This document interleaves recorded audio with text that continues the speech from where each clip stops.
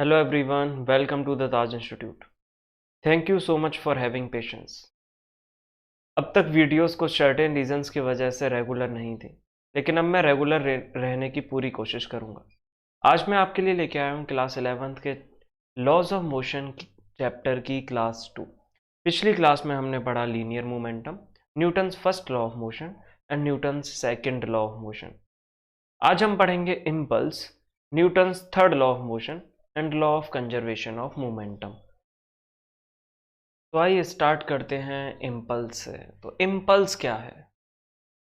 Impulse, देखिए impulse ऐसी force है, या मैं कहूं कि impulse is a impact of force.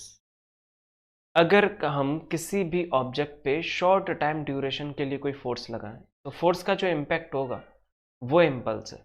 जैसे हम किसी भी नेल को हैमर से किसी वॉल में ड्रिल कर रहे हैं, किसी नेल को हैमर से वॉल में ड्रिल कर रहे हैं, तो हैमर नेल पे जो फोर्स लगा रहा है वो बहुत ही कम ड्यूरेशन के लिए लगा रहा है। दैट इम्पैक्ट ऑफ फोर्स, उसका जो इम्पैक्ट होगा, फोर्स का जो इम्पैक्ट होगा, उसको हम कहेंगे इम्पल्स। जैसे सिंपली आपने कभी थप्पड़ तो खाया होगा, और जब गाल पे थप्पड़ पड़ता है ना तो बहुत ही शॉर्ट ड्यूरेशन के लिए एक फोर्स लगती है, लेकिन उसका जो इम्पैक्ट होता है, जो चींटी सी चलती है ना, दैट इम्पैक्ट, वो चींटी चलना, that impact is called impulse. तो इम्पल्स बहुत ही शॉर्ट ड्यूरेशन के लिए लगाई गई फोर्स के इम्पैक्ट को कहते हैं। अगर मैं मैथमेटिकली बात करूं, मैथमेटिकली, तो mathematically impulse is product of force to the time interval it is applied. अब यहां पे मैंने टाइम इंटरवल को लिखा है D T. This D means small, हर जगह डी का मतलब होता है स्मॉल। तो इम्पल्स क्या है? प्रोडक्ट फोर्स और स्मॉल टाइम ड्यूरेशन का, फोर्स और स्मॉल टाइम ड्यूरेशन का प्रोडक्ट है। जैसे अगर यूनिट की बात कर लें, चलो यूनिट की, यूनिट ऑफ इम्पल्स, तो इम्पल्स की यूनिट क्या होगी? देखिए, फोर्स की यूनिट न्यूटन एंड टाइम की यूनिट सेकंड। तो Newton second is the unit of impulse. अगर मैं डायमेंशंस की बात करूं, इम्पल्स के डायमेंशंस, तो फोर्स के डायमेंशन क्या होंगे? फोर्स के dimension M L T minus two, and time के डायमेंशंस, टाइम के डायमेंशंस टी। तो जब आप मल्टीप्लाई करोगे आपको मिलेगा M L T minus one, ये होंगे डायमेंशंस ऑफ इम्पल्स। अब इस इम्पल्स से रिलेटेड एक ज़रूरी बात, एक इम्पॉर्टेंट बात पढ़ेंगे हम इम्पल्स से रिलेटेड।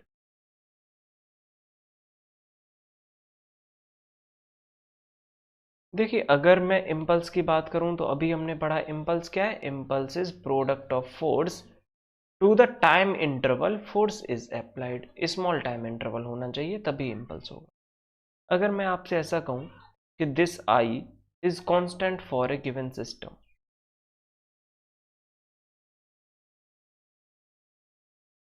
अगर मैं आपसे कहूं कि for a given system this impulse is constant, impulse कैसा है? कांस्टेंट है। तो यहां मैं ऐसा कह सकता हूं कि force will be equals to I upon D T, I upon D T, ऐसा कह सकता हूं। और जब force I upon D T के इक्वल है तो इस बात से हम ये भी कह सकते हैं कि this force is inversely proportional to time interval, time interval के इनवर्सली प्रोपोर्शनल। मतलब अगर टाइम इंटरवल ज़्यादा तो जो फोर्स एक्सर्ट करेगी वो कम, और टाइम इंटरवल कम तो जो फोर्स एक्सर्ट करेगी वो ज़्यादा। तो सिंपली अगर आपको कोई थप्पड़ मारे और वो अपने हाथ को आपके गाल से हटाए ही ना, तो आपको कम फोर्स लगेगी, कम चुभन का फील होगा। लेकिन अगर वही बहुत ही शॉर्ट ड्यूरेशन के लिए आपके गाल को हिट करता है तो वो बहुत ही तेज लगता है भाई, बहुत ही ज़्यादा चुभन होती है। तो यही है हमारे पास इम्पल्स। अगर देखिए अब इसकी एप्लीकेशंस क्या है? एप्लीकेशंस ऑफ इम्पल्स, जैसे अगर आप क्रिकेट खेलते हो या फिर आपने कभी किसी को क्रिकेट खेलते हुए देखा हो, तो जब भी कोई क्रिकेटर बॉल को कैच करता है तो वो अपने हाथों को बॉल के साथ डाउनवर्ड डायरेक्शन में लेके जाता है, नीचे की तरफ कर लेता है। अब इसका रीजन क्या है, जब भी किसी बॉल को कैच कर रहे हैं तो हाथों को नीचे ले जाने से टाइम इंटरवल इंक्रीज हो रहा है, टाइम बढ़ रहा है, और जब टाइम बढ़ेगा तो फोर्स कम एक्ट करेगी। देखिए फोर्स कैसी है, टाइम इंटरवल के इनवर्सली प्रोपोर्शनल, तो फोर्स कम एक्ट करेगी। तो क्रिकेटर्स अपने हाथों को इंजरी से बचाने के लिए ऐसा करते हैं, वो टाइम इंटरवल को इंक्रीज करते हैं, तो जिससे इम्पल्स कम हो जाता है, उनके हाथों पे लगने वाली फोर्स का इम्पैक्ट कम हो जाता है, तो इससे इंजरी नहीं होगी। अब हमारे पास ये क्वेश्चन है, and this is a important question. Question है, prove that impulse is numerical equals to change in linear momentum.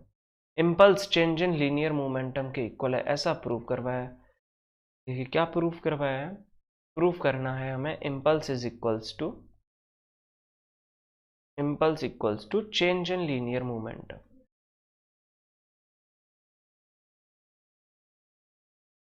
Change in linear momentum का क्या मतलब होगा, चेंज इन लीनियर मोमेंटम को मैं ऐसे ऐसे लिख दूं यहाँ पे, impulse is equals to change in linear momentum, यानी कि फाइनल मोमेंटम माइनस के इनिशियल मोमेंटम, यही तो चेंज इन लीनियर मोमेंटम होगा।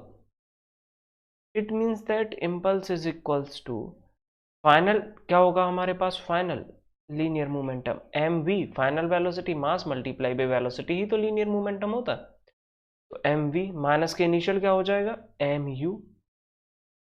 तो यहां से I इज इक्वल्स टू हमारे पास क्या होगा, m को अगर मैं कॉमन ले लूं तो v माइनस यू होगा I। आप कहोगे हाँ जी बिल्कुल सही बात है।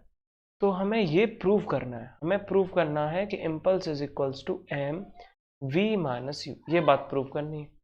देखिए कैसे प्रूव करेंगे। देखो भाई हम एक चीज जानते हैं, हम ये जानते हैं कि इम्पल्स जो है वो force multiply by small time duration होता है, force multiply by small time duration होता है। और अगर मैं फोर्स की कहूँ तो न्यूटन से सेकंड लॉ से हम कह सकते हैं F is equals to M A multiply by D T. बताइए ऐसा होगा या नहीं। आप कहोगे हाँ जी बिल्कुल सही बात है, F is equals to M A. अगर एक्सीलरेशन की मैं यही बात करूँ, एक्सीलरेशन, तो एक्सीलरेशन क्या होता है वैसे, acceleration is change in velocity upon time, तो टाइम t, लेकिन टाइम को यहां हम लिखेंगे dt, क्योंकि अगर कोई भी ऑब्जेक्ट रुक रहा है, कोई भी जैसे कैच कर रहे हो बॉल को, तो बॉल आ रही है सेकंड्स में रुक रही है, बहुत ही कम ड्यूरेशन ऑफ टाइम में रुक रही है, तो स्मॉल टाइम है होगा, इसलिए हम टाइम को यहाँ पे लिखेंगे dt। तो वही है same thing, change in velocity upon time. तो एक्सीलरेशन की जगह मैं क्या लिखूं, v minus you divided by D T, multiply by हमारे पास dt ऑलरेडी था। अब देखिए dt से टाइम कैंसिल, क्या बचा हमारे पास, m v माइनस यू, यानी कि impulse is equals to m multiply by v minus u, और ये क्या है, चेंज इन लीनियर मोमेंटम है, अभी हमने देखा। तो इम्पल्स को हमने प्रूव कर दिया चेंज इन लीनियर मोमेंटम के इक्वल। अब इससे रिलेटेड कुछ क्वेश्चंस कर लेते हैं, इम्पल्स से रिलेटेड। देखिए ऐसा क्वेश्चंस करने से, न्यूमेरिकल करने से साथ के साथ टॉपिक क्लियर हो जाता है, तो अभी साथ में ही कुछ क्वेश्चंस कर लेते हैं। क्वेश्चन है, a batsman hits a ball straight in the direction of bowler without changing its initial speed of 12 metre per second. If the mass of ball is 0.15 kg, determine the impulse imparted. तो एक bowler है, वो क्या कर रहा है, उसने एक बॉल को स्ट्रेट बॉलर की डायरेक्शन में हिट कर दिया। एक बैट्समैन ने, जैसे सामने से बॉल आ रही है तो बैट्समैन ने उस बॉल को एकदम स्ट्रेट बॉलर की डायरेक्शन में हिट कर दिया है, बिना उसकी स्पीड को चेंज हुई। स्पीड चेंज नहीं हुई लेकिन डायरेक्शन चेंज हो गई, मतलब वेलोसिटी तो चेंज हुई है। बोला गया है मास ऑफ बॉल 0.15 है, तो बताइए इम्पल्स क्या होगा। तो गिवन क्या है हमें, गिवन है हमें मास of ball 0.15 kg, mass of ball 0.15 kg given. दूसरा अगर मैं देखूं वेलोसिटी, तो इनिशियल वेलोसिटी जो थी, इनिशियल वेलोसिटी थी 12 metre per second, 12 metre per second. Finally velocity क्या हो जाएगी, देखो ये बॉल है हमारे पास, ये बॉल इस डायरेक्शन में 12 मीटर पर सेकेंड से मूव कर रही है। यहां पे है बैट्समैन, बैट्समैन ने इसी बॉल को इसकी डायरेक्शन को एकदम 180 डिग्री अपोज कर दी, एकदम अपोजिट डायरेक्शन। तो अब वेलोसिटी को मैं क्या लिखूं? अब वेलोसिटी को हम -12 मीटर पर सेकेंड लिखेंगे, नेगेटिव ऑफ ए वेक्टर। तो v इज इक्वल्स टू हमारे पास होगा -12 मीटर पर सेकेंड। बताना है इम्पल्स क्या होगा। देखिए अब इम्पल्स का कौन सा फॉर्मूला यहाँ पे काम करेगा? इम्पल्स का देखो टाइम तो हमें पता नहीं है कितने टाइम में डायरेक्शन रिवर्स की, तो इम्पल्स का कौन सा फॉर्मूला काम करेगा? जो अभी हमने प्रूव किया, I is equals to m v minus u, change in linear momentum. तो I इज इक्वल्स टू हमारे पास क्या होगा? Mass is 0.15 multiply by v is -12 minus u is 12। तो आप मल्टीप्लाई करोगे, आपके पास होगा I is equals to 0.15 multiply by -24, और मल्टीप्लाई करने पे आपको मिलेगा 3.6, तो -3.6 न्यूटन सेकेंड ये होगा impulse imparted to the ball. I hope ये आपको समझ आ गया होगा।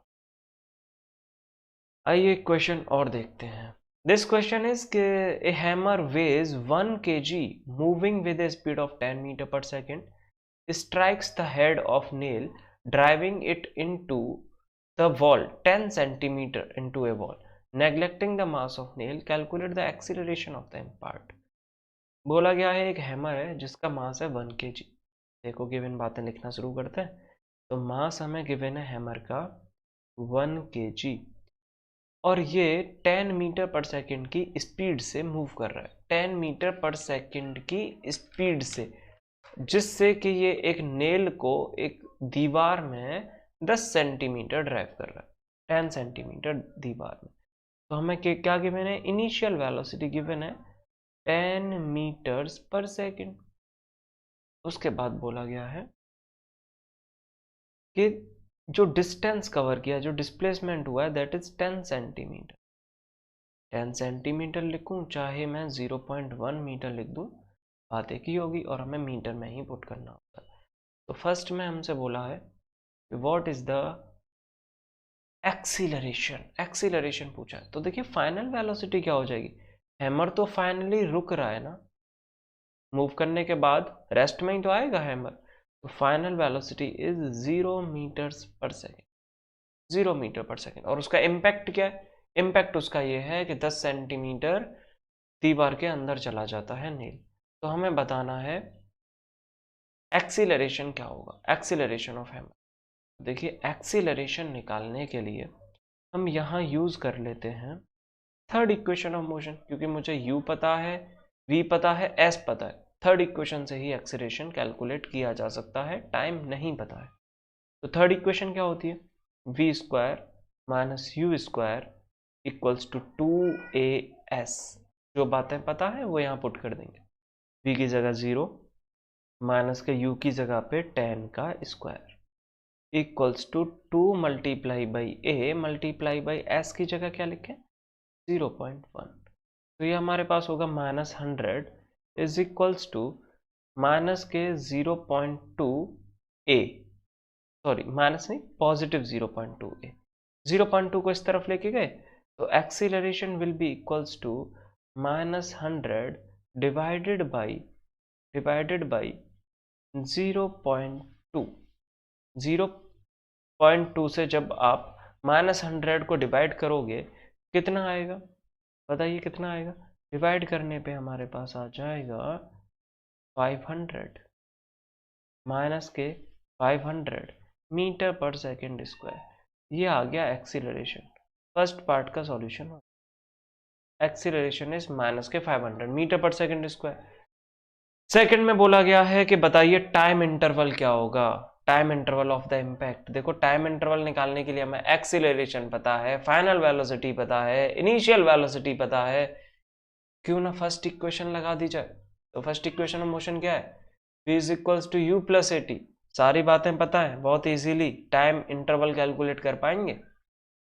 v की जगह 0, u की जगह क्या लिखें? 10 प्लस के a की जगह क्या लिखेंगे?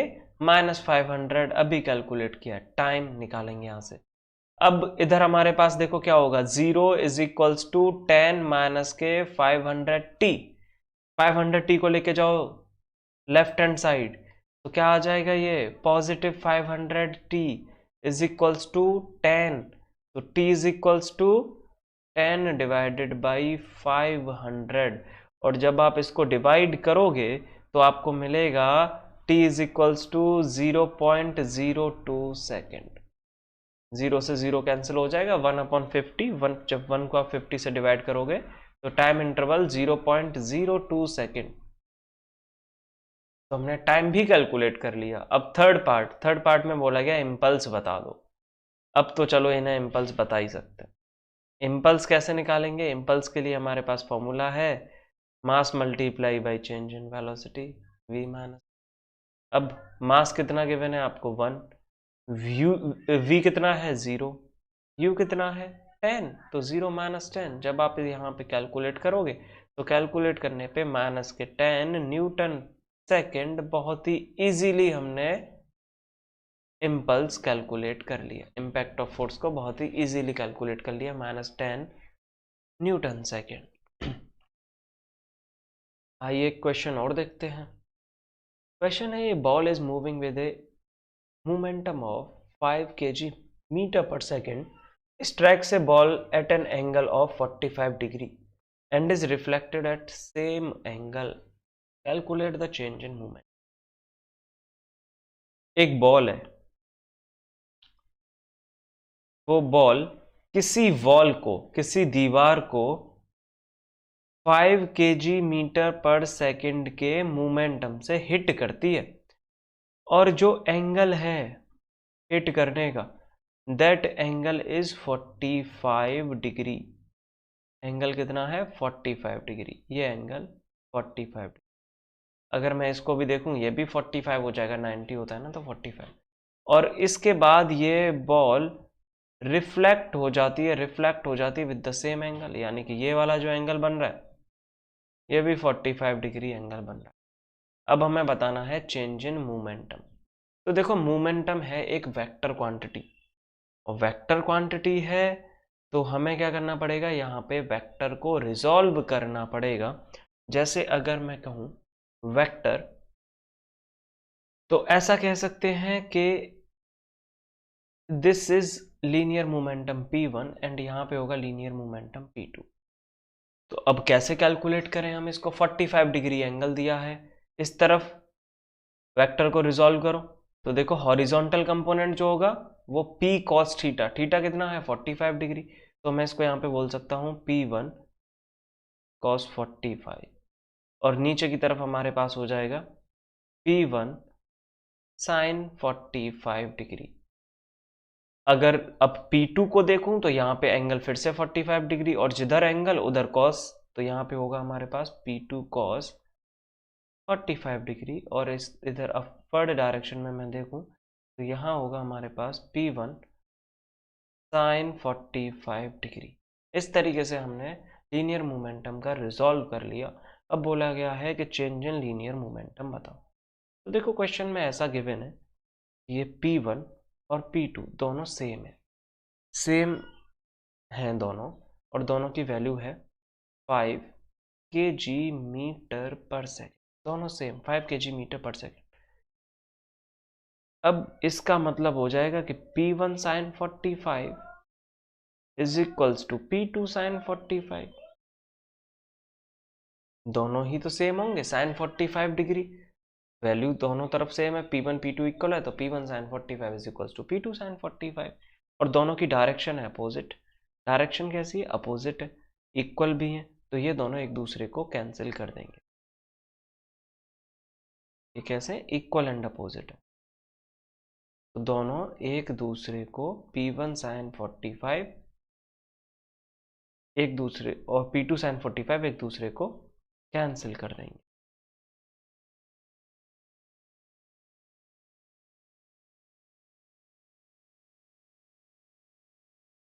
एक दूसरे को कैंसिल कर, अब टोटल हमारे पास लीनियर मोमेंटम क्या बचा, P1 cos 45 P2 cos 45, दोनों की डायरेक्शन सेम, दोनों को ऐड कर दो, एक एक लीनियर मोमेंटम P1 cos 45, दूसरा P2 cos 45, दोनों की डायरेक्शन सेम है, ऐड कर देंगे दो, यही हमारे पास चेंज इन लीनियर मोमेंटम होगा।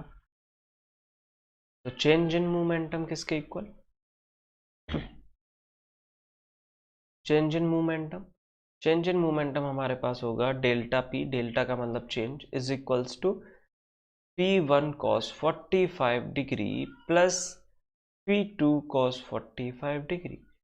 P1 cos 45 मतलब मैं यहाँ पे लिख दूँ cos 45 की वैल्यू 1/√2, तो 5/√2। इसी तरीके से P2 भी 5, तो ये भी हमारे पास हो जाएगा 5/√2। जब आप दोनों को सम करोगे तो ये आपके पास आ जाएगा 2 × 5/√2। √2 से 2 cancel, √2 times change in momentum क्या मिलेगा, 5√2 kg metre per second. This will be the change in movement. This is change in momentum. अगर आप यहाँ पे √2 की वैल्यू पुट कर दें, अगर आप √2 की वैल्यू पुट कर दें, क्योंकि हमें पता है √2 की वैल्यू इज 1.414, तो यही चेंज इन मोमेंटम होगा 5 × 1.414, और जब मल्टीप्लाई करोगे आप तो 7 पॉइंट कुछ आ जाएगा, 7.07 लिख देते हैं, चलो 7.07 kg मीटर पर सेकेंड। ये हमारे पास हो गया चेंज इन लीनियर मोमेंटम। सही यहाँ तक भी है, आप ज़रूरी नहीं है कि √2 की वैल्यू पुट करेंगे, कोई भी ज़रूरत नहीं है पुट करने की। अब हम पढ़ेंगे न्यूटन्स का थर्ड लॉ। न्यूटन ने 3 लॉ दिए थे, अभी हमारे पास थर्ड एंड फाइनल लॉ है, और बहुत ही इंपॉर्टेंट भी। न्यूटन्स थर्ड लॉ हमारे पास है कि अगर कोई भी ऑब्जेक्ट किसी भी ऑब्जेक्ट पे एक्शन करे, कोई एक फोर्स लगाए, कुछ भी, कोई भी एक्शन, हर एक एक्शन की एक इक्वल और अपोजिट रिएक्शन होती है। जैसे मान लो कि आप अपने दोस्त को एक थप्पड़ मारते हो और आपका दोस्त सेम फोर्स के साथ एक थप्पड़ आपके गाल पे रख देता है बिल्कुल तुरंत, तो ये क्या होगा, आपने की एक्शन और उसने reaction. Every action has an equal and opposite reaction. Try मत करना भाई, एक दूसरे को हिट करने की जरूरत नहीं है। तो this is Newton's third law. जैसे ऐसे भी समझ सकते हैं हम कि हमारे पास है एक ऑब्जेक्ट जिसका मास m1। अगर मैं ऐसा कहूं कि ये ऑब्जेक्ट m1 मास का ऑब्जेक्ट कोई भी दूसरे ऑब्जेक्ट m2 मास पर एक फोर्स लगा रहा है, that is force 1 2, that is force 1 2,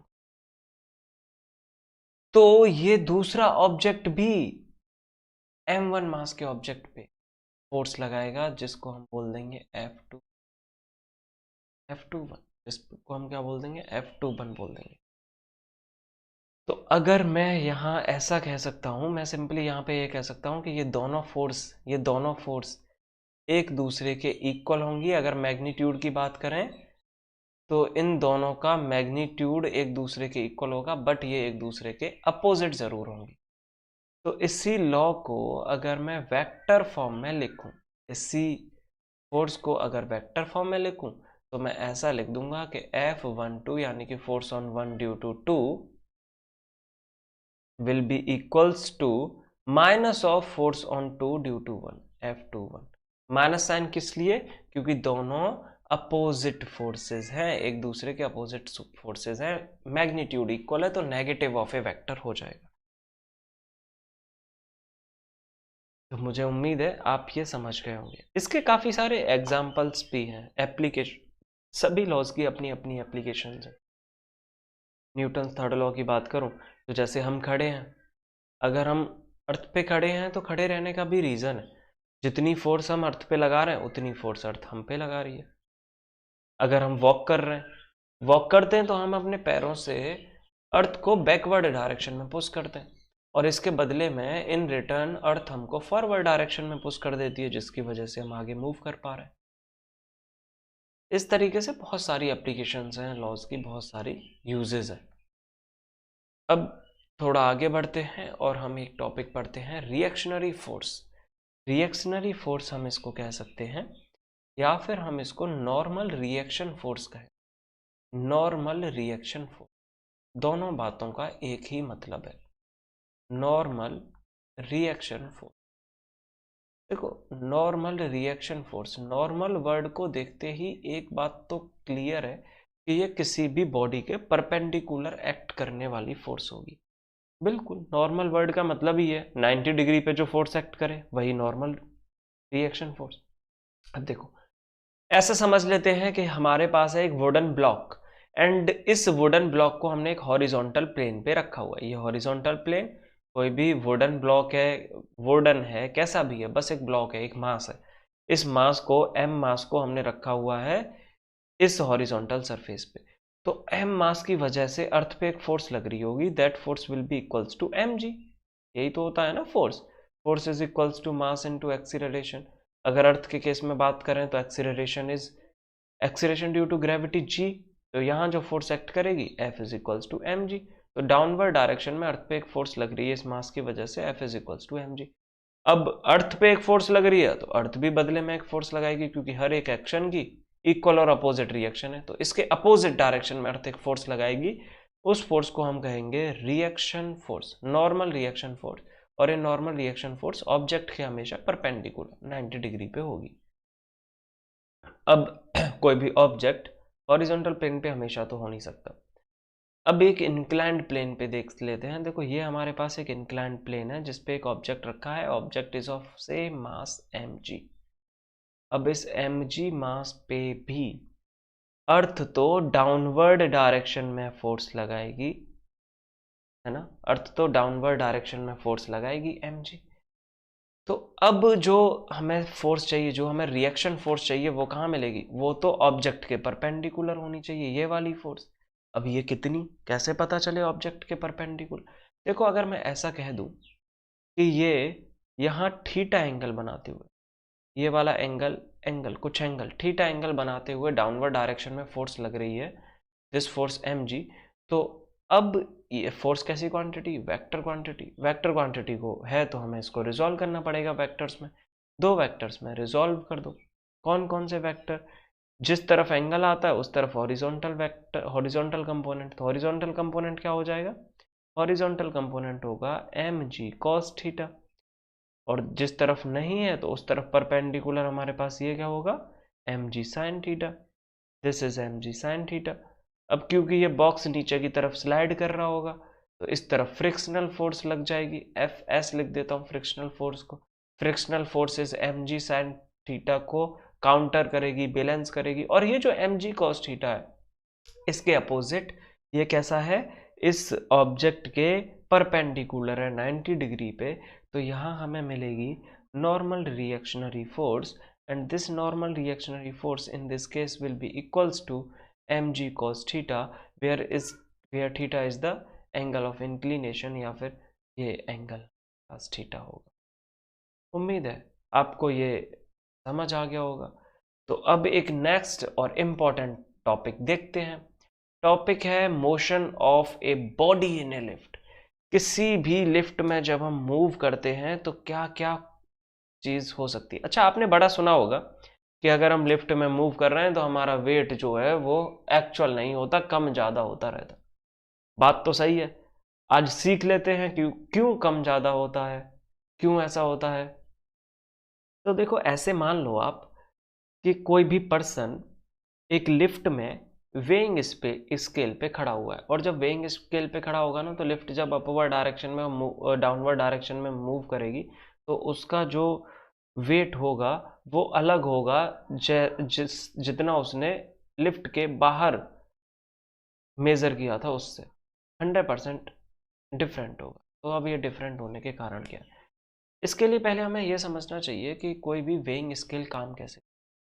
जैसे ये हमारे पास कोई वेइंग स्केल है, तो वेइंग स्केल के काम करने का तरीका होता है, अगर कोई पर्सन इसके ऊपर यहाँ पे खड़ा है, कोई पर्सन, कोई ऑब्जेक्ट, कोई बॉडी कुछ भी रखी हुई है, तो इस पे डाउनवर्ड डायरेक्शन में फोर्स लगती है mg, और mg फोर्स के अपोजिट अपोजिट एक रिएक्शनरी फोर्स लगती है। तो जितने भी वेइंग स्केल होते हैं वो इस रिएक्शनरी फोर्स को मेजर करते हैं, इस रिएक्शनरी फोर्स को मेजर करते हैं, और यही reactionary force, this is weight of body, this is effective weight of body. तो यहीं से हमें वेट ऑफ बॉडी पता चलता है। अब आओ जरा समझते हैं थोड़े कुछ डिफरेंट कंडीशंस हैं, किन किन कंडीशन में क्या क्या वेट कैलकुलेशन हो सकती है इन्हें लेकर। तो this is when lift is stationary, lift या तो रुकी हुई है या फिर मूव कर रही है कांस्टेंट स्पीड से। स्पीड कैसी है? कांस्टेंट, कोई भी एक्सीलरेशन नहीं है, एक्सीलरेशन 0 है। तो कुछ ऐसा है, ये हमारे पास है एक लिफ्ट, ये लिफ्ट है, लिफ्ट के अंदर तुम बैठे हुए हो, लिफ्ट के अंदर तुम बैठे हुए हो, यहाँ पे खड़े हुए हो, लिफ्ट के अंदर खड़े हो तुम यहाँ, और ये लिफ्ट अपवर्ड डायरेक्शन में कांस्टेंट वेलोसिटी v के साथ मूव कर रही है, किसी भी डायरेक्शन में मूव कर रही है या फिर मूव ही नहीं कर रही है, स्टेशनरी है, मतलब एक्सीलरेशन इज सिंपली 0। तो डाउनवर्ड डायरेक्शन में एक फोर्स एक्ट करेगी आपके वेट की वजह से mg, अपवर्ड डायरेक्शन में हो जाएगी रिएक्शनरी फोर्स r। अब देखो, मैं यहां से क्या कहूं, मैं यहां से ऐसा कह सकता हूं कि नेट फोर्स जो होगी, नेट फोर्स, कौन सी नेट फोर्स? जो नेट फोर्स एक्ट कर रही होगी इस पर्सन पे, that net force will be equals to r minus M G. पता ही होगी या नहीं? अपवर्ड डायरेक्शन में r फोर्स एक्ट कर रही है, डाउनवर्ड में mg एक्ट कर रही है, तो r में से mg को माइनस कर दो, यही नेट फोर्स हुई। Net force mass into acceleration force पढ़ा है हमने, M A is equals to हमारे पास हो गया r माइनस एम जी। अब एक्सीलरेशन गिवन है, एक्सीलरेशन 0, एक्सीलरेशन 0 तो ये पूरा टर्म 0, लेफ्ट का पूरा 0। तो इससे हम ऐसा कह सकते हैं कि this reactionary force R is equals to, यानी कि उस टाइम पे mg टाइम, उस टाइम पे जबकि लिफ्ट रुकी हुई है या फिर कांस्टेंट स्पीड से मूव कर रही है, तो जो वेट मेजर करेगा, वेट मेजर जो होगा वो mg के इक्वल होगा, यानी कि जितनी डाउनवर्ड डायरेक्शन में फोर्स उतना ही वेट मेजर होगा, ऐसा कह सकते हैं। देखो दो सिंबल लिख लेते हैं हम यहाँ। W डैश का मतलब होगा weight in lift, weight in lift, और W का वर्ड का मतलब होगा वेट ऑन ग्राउंड, जमीन पे कितना वेट है। तो इस केस में क्या हुआ, देखो नॉर्मल रिएक्शनरी फोर्स mg के इक्वल है, अगर हम लिफ्ट के बाहर खड़े हों तब भी वही mg के इक्वल होती है। तो इस केस का मतलब हो गया कि वेट जो लिफ्ट में होगा वही ग्राउंड पे वेट होगा, दोनों ही बातें इक्वल होंगी। कब? जब लिफ्ट स्टेशनरी है या फिर एक कांस्टेंट स्पीड से मूव कर रही है, कोई भी एक्सीलरेशन नहीं है। नेक्स्ट कंडीशन हमारे पास है कि लिफ्ट ऊपर मूव कर रही है भाई अपवर्ड डायरेक्शन में, लेकिन इस बार एक कांस्टेंट एक्सीलरेशन है लिफ्ट के अंदर, ऊपर जाते जाते लिफ्ट की स्पीड बढ़ती जा रही है, यही एक्सीलरेशन का मतलब होगा ना। एक्सीलरेशन का मतलब है कि लिफ्ट की स्पीड धीरे धीरे बढ़ती जा रही है। आप यहाँ पे हो लिफ्ट के अंदर, ये हमारे पास एक लिफ्ट है, तो लिफ्ट किधर मूव कर रही है? लिफ्ट अपवर्ड डायरेक्शन में एक्सीलरेशन से मूव कर रही है, डाउनवर्ड डायरेक्शन में आपके वेट की वजह से एक फोर्स लगेगा mg, और अपवर्ड डायरेक्शन में नॉर्मल रिएक्शनरी फोर्स r। तो अगर मैं यहाँ कैलकुलेट करता हूँ नेट फोर्स, भाई देखो नेट फोर्स क्या होगी, लिफ्ट ऊपर मूव कर रही है यानी कि r ज़्यादा है, तो r माइनस एम जी। तो नेट फोर्स क्या होती है? Mass into acceleration, force mass into acceleration, M A is equals to हमें क्या मिलेगा? r माइनस के एम जी। एम जी को दूसरी तरफ लेके जाए, r इक्वल्स टू क्या होगा? M A plus M G, यही तो हो जाएगा ना। तो जितना देखो एम जी में अब क्या ऐड होने लग गया, एम जी क्या था हमारे पास? डाउनवर्ड डायरेक्शन में जो हमारी वजह से फोर्स लगी, अब इसमें अपवर्ड डायरेक्शन, अब एक और चीज ऐड हो गई, एम ए भी ऐड हो गई, और यही रिएक्शनरी फोर्स क्या होती है? यही वेट होता है, मतलब वेट पहले से ज्यादा है, एम ए ऐड हो गया, वेट पहले से ज्यादा है, वेट पहले से ज्यादा है, यानी कि जब भी कोई भी लिफ्ट अपवर्ड डायरेक्शन में मूव करेगी कांस्टेंट एक्सीलरेशन से, तो वेट लिफ्ट में वेट हमारा ज़्यादा होगा, W dash will be greater than W। आइए एक कंडीशन और देखें।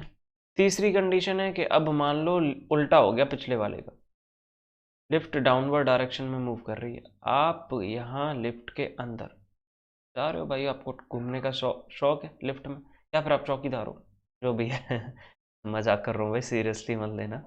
तो एक्सीलरेशन है अब इस बार डाउनवर्ड डायरेक्शन में। डाउनवर्ड डायरेक्शन में आपके वेट की वजह से एक फोर्स लगेगी mg, और अपवर्ड डायरेक्शन में reactionary force r। Upward direction में रिएक्शनरी फोर्स r। फिर से नेट फोर्स कैलकुलेट करते हैं क्या होगी। नेट फोर्स देखो, डाउनवर्ड डायरेक्शन में जा रहे हो यानी कि डाउनवर्ड डायरेक्शन में लगने वाली फोर्स ज़्यादा है, तो नेट फोर्स क्या हो जाएगी, mg माइनस के रिएक्शनरी फोर्स r। अब नेट फोर्स क्या हुई, ma, हर बार mass into acceleration force, mg minus के r को इस तरफ ले आओ, ma को इस तरफ ले जाओ, तो यहां से हमें मिलेगा r is equals to mg minus ma, mg minus ma। तो mg हमारे पास क्या था, वेट ऑफ बॉडी। अब इसमें से ma माइनस कर रहे हैं, मतलब वेट कम मेजर करेगा इस बार, तो वेइंग स्केल वेट कम मेजर करेगा, यानी कि weight in lift will be less than the weight in ground. तो अगर कोई भी लिफ्ट डाउनवर्ड डायरेक्शन में मूव कर रही है तो वेट कम मेजर होगा लिफ्ट के अंदर। एक और कंडीशन देखते हैं कि अगर लिफ्ट की रोप टूट जाए, रोप इज ब्रोकन, तो लिफ्ट क्या होगी, अंडर इफेक्ट ऑफ ग्रेविटी गिरने लगेगी, एकदम से गिरेगी बहुत तेजी से। तो उस केस में जो एक्सीलरेशन होगा लिफ्ट का, वही एक्सीलरेशन ड्यू टू ग्रेविटी के इक्वल हो जाएगा, जितने तेजी से ग्राउंड अपनी तरफ खींचेगी वही तो। mg डाउनवर्ड डायरेक्शन में, ऊपर की तरफ रिएक्शनरी फोर्स r। अब नेट फोर्स क्या होगी, तो नेट फोर्स देखो डाउनवर्ड डायरेक्शन में मूव करेगी, तो net force is mg minus r। Force is mass into acceleration is equals to mg minus के r। एक ही जगह g लिख सकते हैं क्योंकि दोनों इक्वल होंगे इस केस में। तो क्या मिला हमें, mg, इस को भी इस तरफ लेके जाओ लेफ्ट हैंड साइड में, माइनस के mg इज इक्वल्स टू आपको माइनस r। तो r कितना मिल गया, r आपको मिला 0, यानी कि इस बार कोई भी वेट ही नहीं होगा लिफ्ट के अंदर, आपका वेट ही मेजर नहीं होगा, वेट इनसाइड लिफ्ट इज 0। अगर कोई भी रोप टूट जाए एकदम से, under the effect of gravity गिर रही है अगर कोई लिफ्ट, तो वेट हो जाएगा 0, आपका वेट ही मेजर नहीं होगा उस time, weighing scale weight measure कर ही नहीं पाएगा। उम्मीद है मुझे ये टॉपिक समझ तो आ गए होंगे आपको।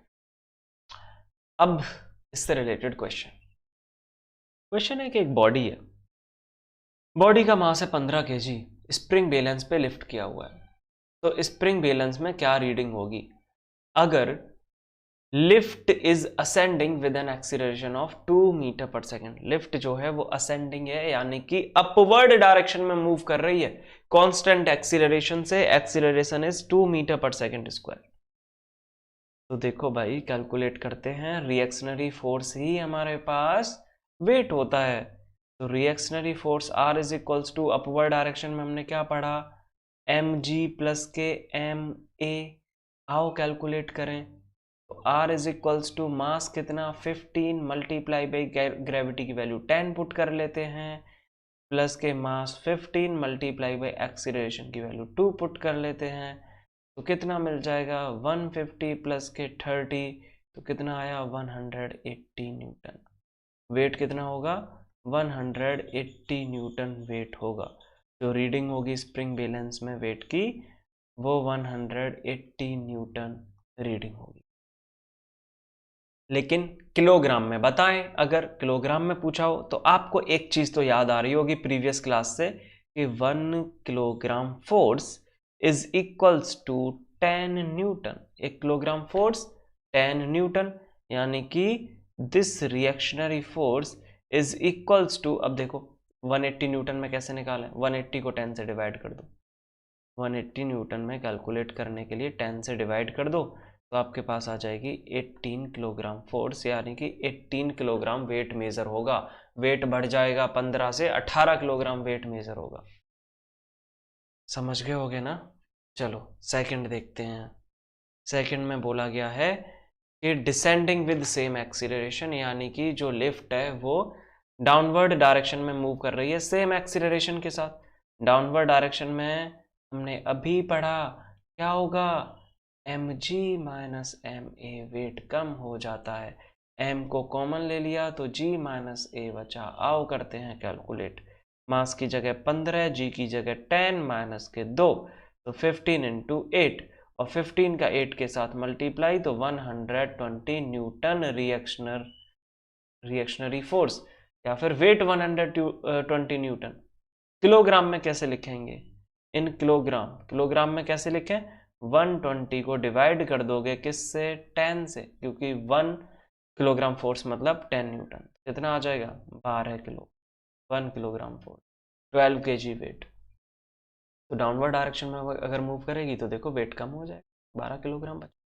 थर्ड क्वेश्चन में बोला गया है कि descending with an constant velocity. Constant velocity के लिए हमने पढ़ा r is equals to M G. अब क्या रीडिंग होगी? r is equals to mass 15 multiply by G. G कितना? 10, तो कितना आया?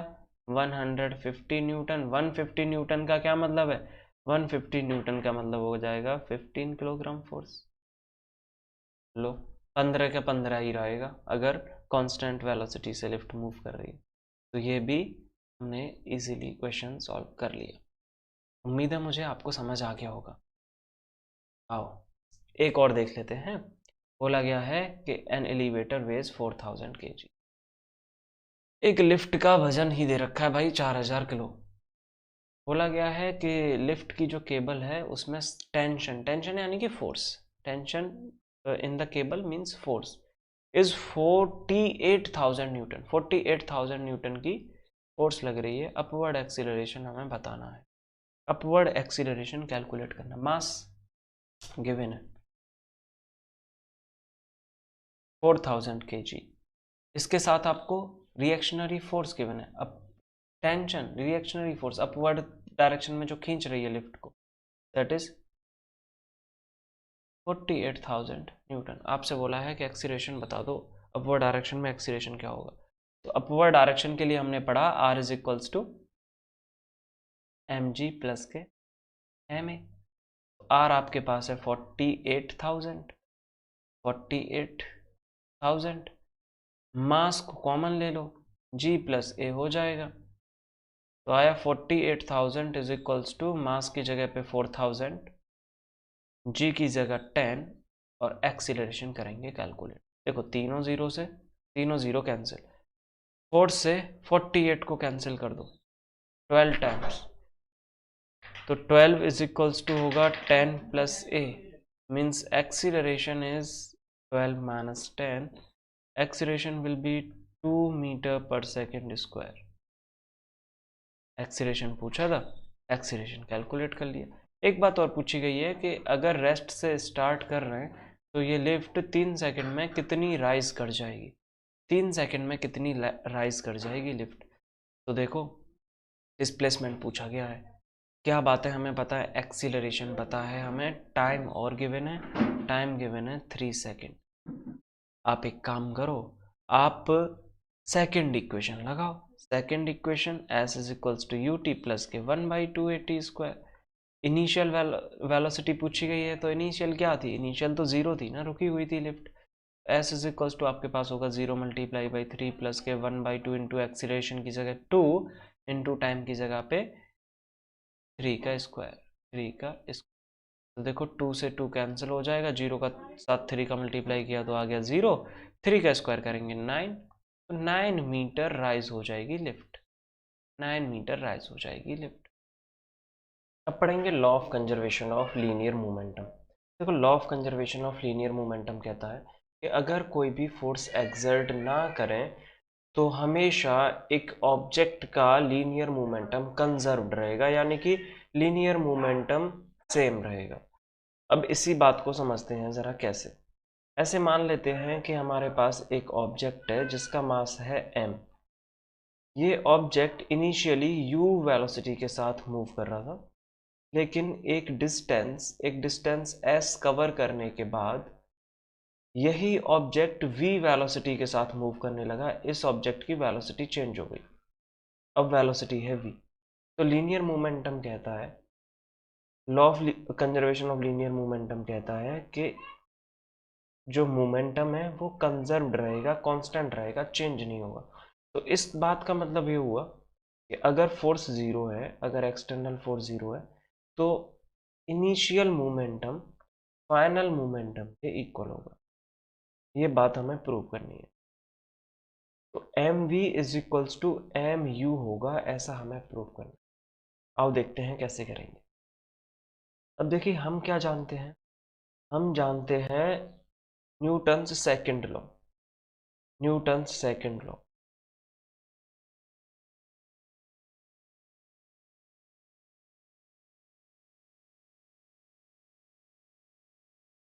Newton second law of motion में हमने पढ़ा कि rate of change of linear momentum is equals to force, ऐसा पढ़ा था, याद होगा आपको। अब ये फोर्स के इक्वल है और यहाँ पे बोला ही गया है कि एक्सटर्नल फोर्स इज जीरो। तो इस बात का मतलब ये हुआ कि D P by D T rate of change of linear momentum is equals to zero. D T को आप लेके गए इस तरफ, ये भी जीरो हो जाएगा। क्या है हमारे पास, D P is equals to zero. D P यानी कि चेंज इन मोमेंटम। मोमेंटम का चेंज कैसे निकालेंगे, फाइनल मोमेंटम माइनस के initial momentum, this is zero. P I को दूसरी तरफ लेके गए, तो final momentum is equals to initial momentum, ये हमने प्रूव कर दिया। तो हाँ, ये बात सही है कि अगर एक्सटर्नल फोर्स को जीरो रखा जाए तो किसी भी सिस्टम का लीनियर मोमेंटम कंजर्व्ड रहेगा, यानी कि कांस्टेंट रहेगा। अब इसी बात के कुछ स्पेशल केसेस हैं। अब वो स्पेशल केस क्या होंगे, एक बार देख लेते हैं। देखो ऐसा समझ लो कि हमारे पास एक ऑब्जेक्ट है जिसका मास m1 है, ये u1 वेलोसिटी के साथ मूव कर रहा है, और एक दूसरा ऑब्जेक्ट जिसका मास m2 है, ये ऑब्जेक्ट u2 वेलोसिटी के साथ मूव कर रहा है। दोनों एक दूसरे की तरफ मूव कर रहे हैं, आगे जाके दोनों एक दूसरे से कोलाइड कर गए। m1 और m2 दोनों एक दूसरे से कोलाइड कर गए। अब कोलिजन के बाद जब ये अलग हुए तो इनकी वेलोसिटी चेंज हो गई। m1 यहाँ v1 वेलोसिटी के साथ मूव करने लगा और m2 v2 वेलोसिटी के साथ मूव कर, दोनों की वेलोसिटी चेंज हो गई। तो देखो law of conservation of linear momentum के हिसाब से अब कोई फोर्स तो लगी नहीं है, एक्सटर्नल फोर्स जीरो है, तो लीनियर मोमेंटम कंजर्व रहना चाहिए, सेम कांस्टेंट रहना चाहिए। तो लॉ ऑफ कंजर्वेशन से हम क्या कह सकते हैं, law of conservation of momentum से हम ऐसा कह सकते हैं कि कॉलिजन के पहले का momentum, total momentum before collision, collision से पहले का मोमेंटम कॉलिजन के बाद के मोमेंटम के इक्वल रहेगा। यही तो कंजर्वेशन हुआ, मोमेंटम कांस्टेंट रहना।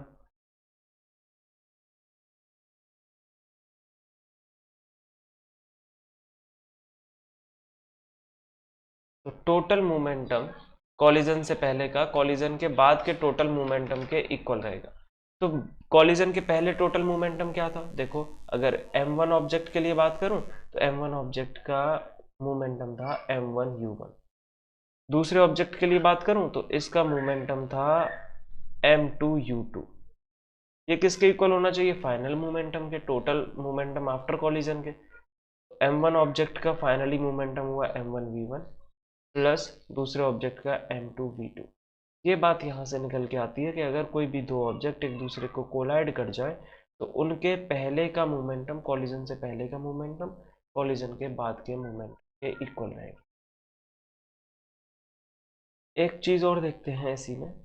अब ऐसा कंसीडर कर लेते हैं कि हमारे पास एक ऑब्जेक्ट है जिसका मास m, ये ऑब्जेक्ट u वेलोसिटी के साथ मूव, लेकिन by any chance this object explodes, ये ऑब्जेक्ट एक्सप्लोड कर गया और इसका दो पार्ट बन गए, एक m1 मास का और दूसरा पार्ट m2 मास। अब जो m1 मास का पार्ट है वो मूव करने लगा with a velocity v1 and m2 moves with a velocity v2। तो जो टोटल मोमेंटम होगा एक्सप्लोजन से पहले का और एक्सप्लोजन के बाद का, टोटल मोमेंटम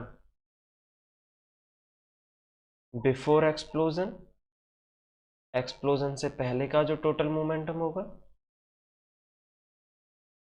ये किसके इक्वल होना चाहिए, टोटल मोमेंटम आफ्टर एक्सप्लोजन के।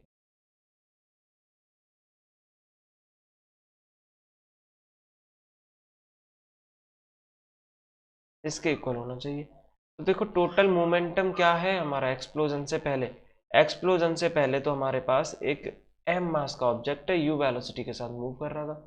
क्या होगा इसका, M U momentum before explosion, और मोमेंटम एक्सप्लोजन के बाद दो पार्ट हो गए, एक m1 मास मूव करने लगा विद वेलोसिटी v1, तो m1 v1, और दूसरे पार्ट का m2 v2। ये हमारे पास होगा टोटल मोमेंटम एक्सप्लोजन से पहले और एक्सप्लोजन के बाद का। ये मोमेंटम भी कंजर्व रहेगा, मोमेंटम एक्सप्लोजन से पहले और एक्सप्लोजन के बाद कंजर्व रहेगा।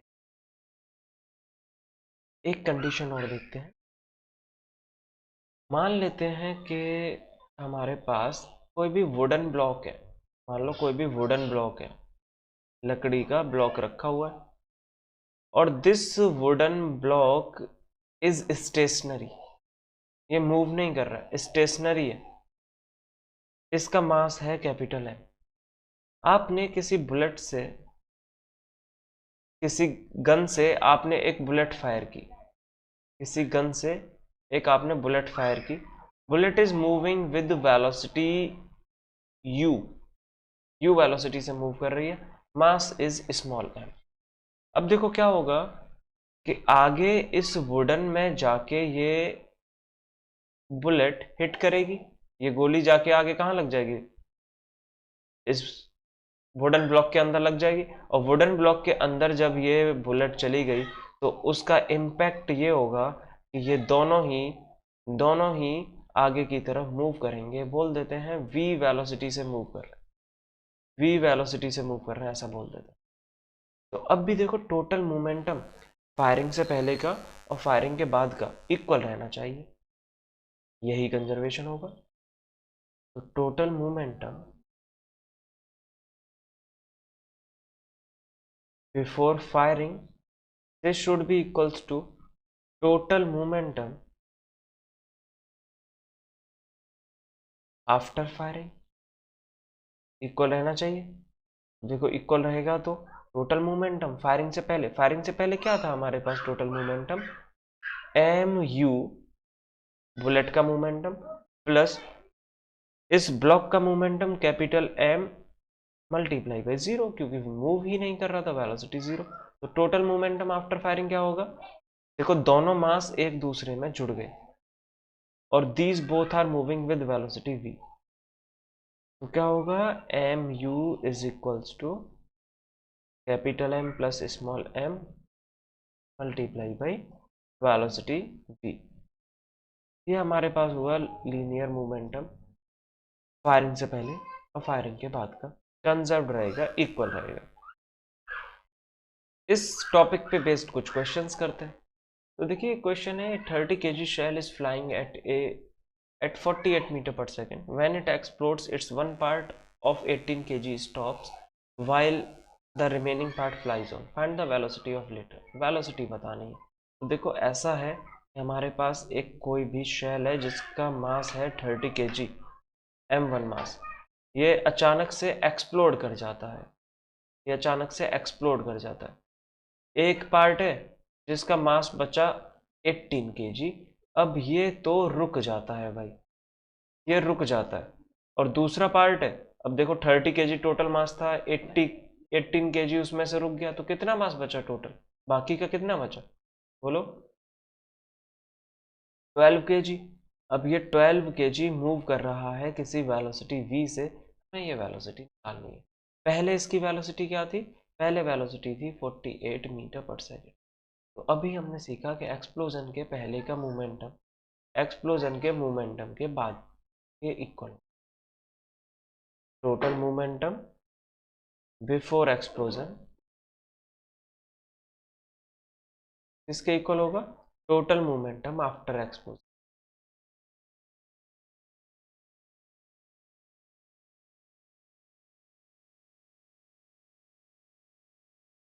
अब देखते हैं तो एक्सप्लोजन के पहले का टोटल मोमेंटम क्या होगा,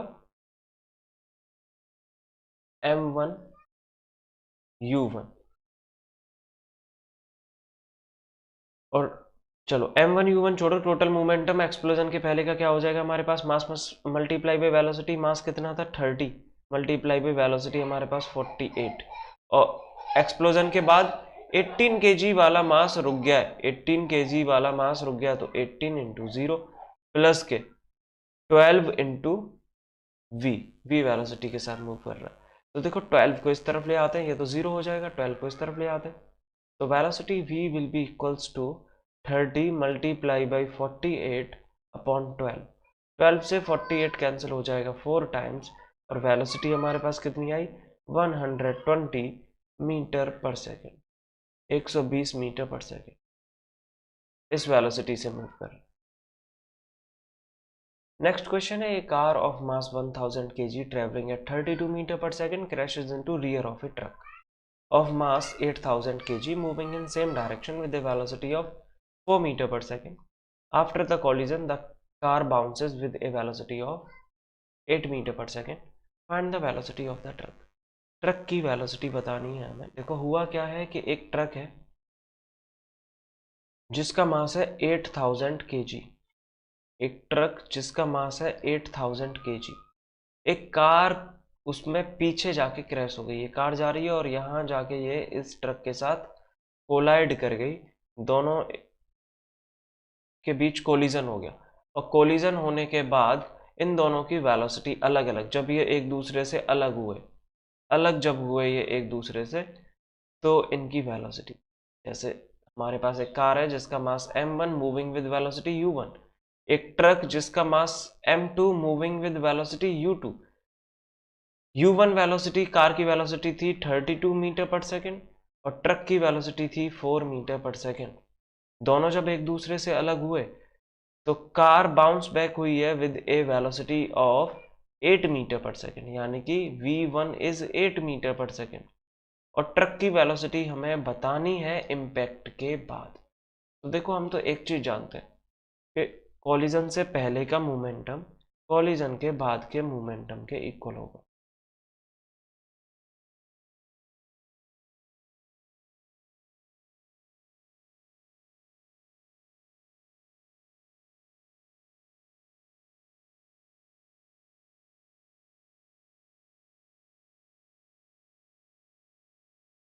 कॉलिजन के पहले का मोमेंटम देखो फॉर्मूला क्या होता है हमारे पास, m1 u1 प्लस के m2 u2 is equals to बाद का मोमेंटम कितना होगा, m1 v1 plus m2 v2। तो m1 u1 मास कितना था कार का 1000 मल्टीप्लाई बाई किस वेलोसिटी से मूव कर रही 32, m2 मास ट्रक का कितना है 8000 मल्टीप्लाई बाई किस वेलोसिटी से मूव कर रहा है 4 मीटर पर सेकेंड से। अब कॉलिजन के बाद कार का मास तो वही रहेगा, कार में मास में तो कोई चेंज नहीं होगा, वेलोसिटी कितनी हो गई है कार की 8 मीटर पर सेकेंड, और ट्रक का मास भी वही रहेगा 8000 m2 multiply by v2 velocity हमें ये निकालनी है, ट्रक की वेलोसिटी निकालनी है कॉलिजन के बाद। तो देखो यहाँ पे मल्टीप्लाई करेंगे हमारे पास आएगा 32000 प्लस के 32000 प्लस के 32000।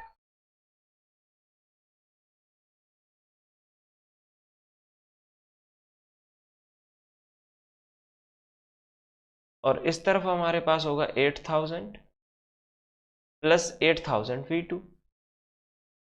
अब देखो कैलकुलेशन करेंगे 32000 को आप ऐड करोगे तो आपके पास आ जाएगा 64000, और 8000 को इधर लाओगे तो माइनस के 8000 इज इक्वल्स टू 8000 v2। 64 में से जब आप 8000 माइनस करोगे तो आपके पास बचेगा 56000, 8000 को इधर लाओगे तो ये होगा divided by 8000 is equals to v2। तो 0 से 0 कैंसिल हो जाएंगे तीनों, 8 से 56 7 टाइम्स कैंसिल होगा, हमें मिलेगा v2 is equals to 7 metre per second. तो इम्पैक्ट के बाद ट्रक की जो वेलोसिटी होगी वो होगी 7 मीटर पर सेकेंड। मुझे उम्मीद है आपको ये क्वेश्चन समझ आए होंगे, आपको ये क्लास पसंद आई होगी। आप इसी तरीके से क्लासेस एंजॉय करते रहिए। Thank you.